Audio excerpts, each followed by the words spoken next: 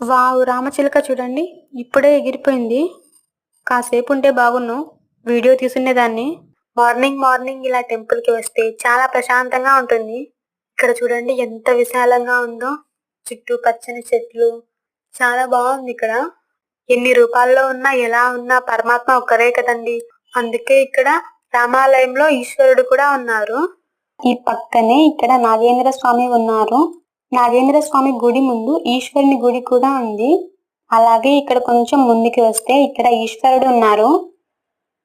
పైన చూడండి శివలింగం, ఈశ్వరుడు, నందీశ్వరుడు. స్వామిని దర్శించుకుందాం. ఎన్ని రూపాల్లో ఉన్నా, ఎలా ఉన్నా, ఎన్ని పేర్లతో ఉన్నా పరమాత్మ ఒక్కరే కదండి.